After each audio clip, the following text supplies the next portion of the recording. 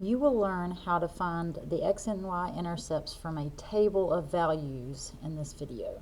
So if you think back to what we talked about with x and y intercepts in terms of a graph, so let me draw a graph here. The x-intercept is where the line, if you're dealing with a linear function, it's where the line would cross the x-axis. So for instance, let's say that we had a line that crossed the x-axis at 4. So it would cross the x-axis right there. Let's say that our line crossed the y-axis. So let me draw some lines on my y-axis. Let's say that it crossed the y-axis at -3. So that right there would be the y-intercept for the line. So if we had our line, so let me draw my line through it.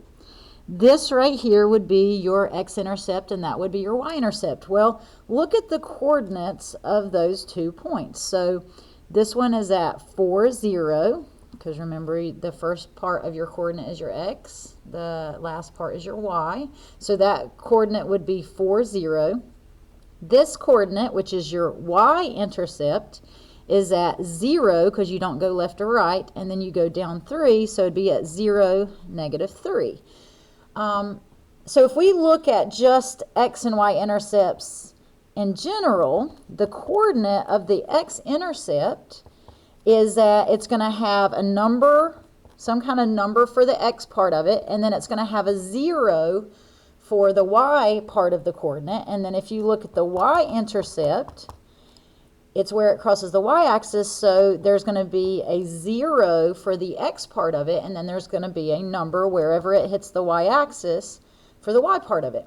So when you're looking at a table and you're trying to find the x and y intercept from a table and you don't have the graph, you could plot those coordinates on the graph and then see where it crosses, or you can just remember this and it will tell you what the x and y intercept is. So for instance, if I had to find the x and y intercept from this table, well, I'm going to start with the x-intercept and I'm going to look for a coordinate that has a number for the x value, but then it has 0 for the y value.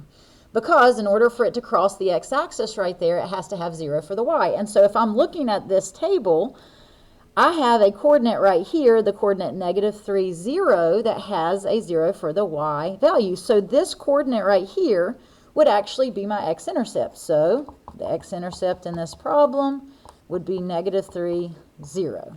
Okay, so then, well, what if I had to find the y-intercept? Well, I'm looking for when my x value is 0.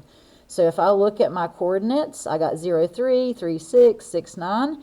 Right here, the x value is 0. So this right here, that coordinate, would be my y-intercept. And so if you graphed those points and drew your line through them, you would notice that that line would cross at -3, 0 for the x-axis, and it would cross the y-axis at 0, 3. Okay, so what if you had a table like this and they asked you what is your x-intercept and what is your y-intercept? Same thing. So the x-intercept, you're looking at where the y value is 0.